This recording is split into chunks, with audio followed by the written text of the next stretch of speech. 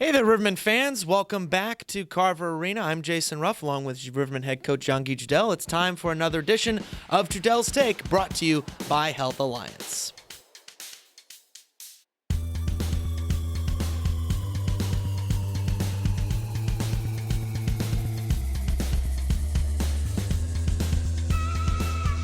Well, Guy, first and foremost, nice glasses, bud.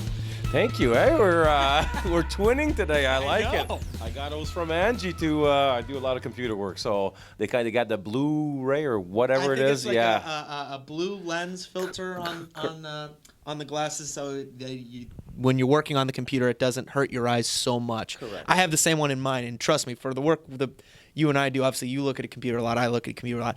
It works. It helps our eyes. I hope it does. I'm getting old, so I got to protect my eyes. Oh, you're fine. Don't worry about it. Old? You old? You kidding me? Well, Guy, let's get down to brass tacks. Another, I would think, on the whole, good weekend for the Rivermen. Your first 3-3, you're able to take 2 out of a possible 3 games. What about the weekend as a whole did you like from your team? I mean, we won the weekend, so that's a positive. I always say you just negative or positive as long as you get something from every game to work on, and I think that's what a regular season is, especially in this year. It's been a different kind of year with with everything that we go through. So for us, it's just getting the right reps in every game, or even the reps that we fail, just kind of going over them and getting better at them. So for me, there's always every game is, even if like the game on Saturday we didn't play well at all, but you have to find a way to take that negative, turn into a positive, and kind of get better because of it. And we talked about before, I think it was 12 in a row without losing in regulation, so it's going to happen that you have a bad one here and there. And Evansville's they played better, they coached better, they did everything better that night, so they deserved to win that night, and we came back with a good response on Sunday. But how happy were you to see that response on Sunday? 3 goals in the first 6 minutes of play. Finally, you get that big first period that you've been looking for the last couple of nights. That first 7 minutes, as I told the boys, I'd love our team to be able to play 60 like that. I think we were on the puck. We completely eliminated time and space. Our F1 was doing a phenomenal job of bumping. Our F2 was right in there, being a second quick right away. I think we did it was beautiful hockey for 7 minutes. After that, again, human nature kind of comes in, and you feel comfortable with your 3-goal lead. And I thought we went down a little bit after that. But that first 7 minutes, if we can just, I don't know, put that together and mix it really well and put that for 60 minutes, we'd be a very hard team to beat. Now, of course, the big story being Alec Hagaman getting his 300th career SPHL point. I know you're not a big guy that looks at statistics, but what has Alec Hagaman as a captain and as a leader, what has he meant to not only you and your coaching time here in Peoria, but to this program as a whole? Well, to me personally, having a guy that we trust each other a lot, me and Hags, we worked together in the summer. We've been together for a long time, so having that trust, it's easy for me to know that the locker room is going to be, just okay even when I'm not there, because I believe coaching is done the first month and a half, 2 months. You kind of install your culture, the way you want things done. After that, your leadership takes over. And with Alec being here, I'm never really afraid of that part. So for me personally, he made my job a lot easier, because if he trusts me, a lot of players and new players that come in know that, if our captain trusts in the coach, we'll be okay. So that helps me out big time. Secondly, for me, I told you stats. Stats are stats to me. I'm happy for Hags. I think it's a nice number. But for me, it's the longevity of somebody puts in one organization. He's been here since the beginning. He came in from a guy that I don't think he was as responsible defensively or offensively as he should be. And the guy just put in the work every single day. By the 3rd year, he was an offensive juggernaut, but also, a lot of people see Hags as points. I see, when I watch video, I see defensively, he never spends more than 4 or 5 seconds in his own zone, because he's in the right spot at all times. He gets the puck out every single time. He's tough. He's a great leader, and he put in 7 or 8 years of effort into an organization at this level. It's remarkable, and that's what makes him special. He cares and loves the Peoria. And once you have that, I think it's just that snowball effect that just kind of goes and rubs off every player we have here, and that's why we have a lot of success in Peoria. A few days ago, I spoke to Paul DeLaure, and I asked him about that culture and really the camaraderie in this locker room, because every time I walk into this locker room, you guys have guys smiling, everyone's laughing, everyone's having a good time. And I asked him, where does that culture come from? And he said it's from the leadership group. It's from guys like Hagaman, guys like Dion. And really, you can tell that that leadership group is the foundation, the bedrock of not only this team, but this organization as well. It is in every organization, even if it's not hockey. Any business, you have great leadership. Everybody follows the lead. And then I always say great leaders build leaders. That's just the way it is. And, I mean, it's just known fact. And I think we have that in Peoria. And we have a very close-knit leadership group, and we talk a lot. So for us, if we feel like a player just doesn't want to buy into the culture and doing things the right way, the Peoria way, then unfortunately for him, he's not going to stay here. I always say I'm too old, and I've been in the game too long to have headaches. I want to come at the rink every single day in a teaching, learning environment that people are just happy to do it.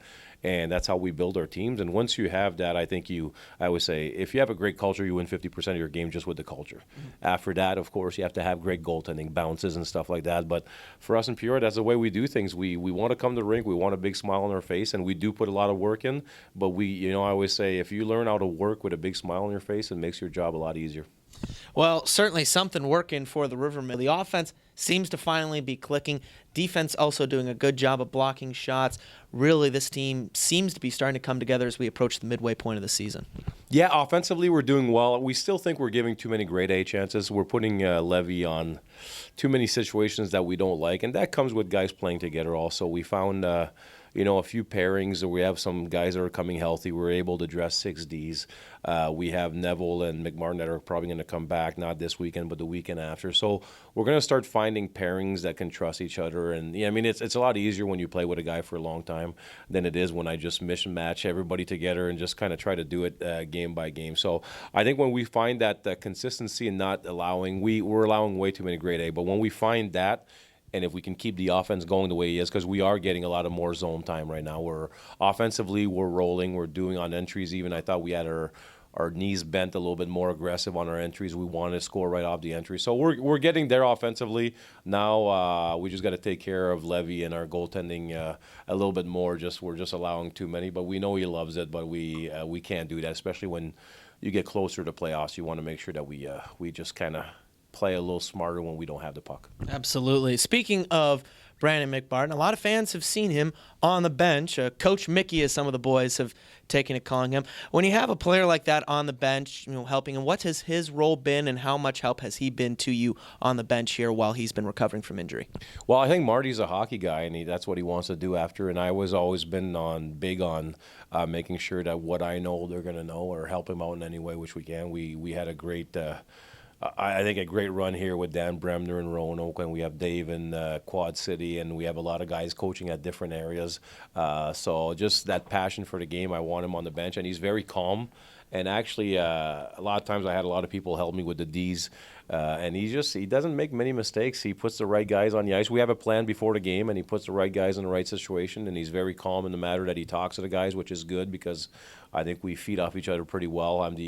I'm supposed to be the bad cop, intense guy, and he's our good guy. But for me, my players, I want to keep going coaching. I'll do whatever it takes. I have a lot of information I can give him, and I try my best to put him in the right situation to succeed after hockey. Because I always say I never worked a day in my life because of it. I played, I coach, so you never feel like you have a real job. And I think Marty wants to kind of go in that direction. But he's been great for us on the bench. Now, big challenge upcoming this weekend as the Rivermen go on the road to face off against the surging Roanoke Rail Yard Dogs for the first time this season. Actually, be the first meeting between the two franchises since the last game here in this building before the COVID shutdown. But when you're facing a very confident team, a team that, like Peoria, has been surging. They started off a little bit slow, but then they found their footing. They've gotten some big-time wins under their belt, going to be in their building. When you're facing a team that has everything going for them, how much of a challenge does that become?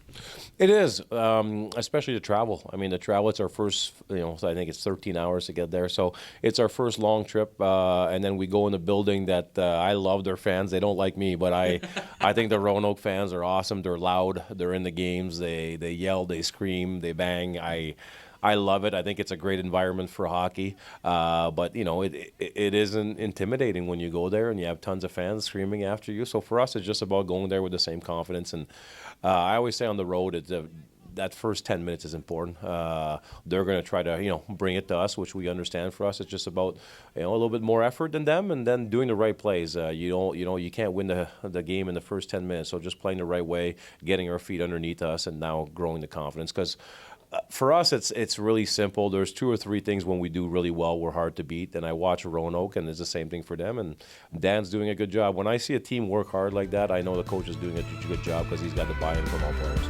Well, the Rivermen going to have certainly a challenge on their hands, but the greater the challenge, the greater the rewards, as they say.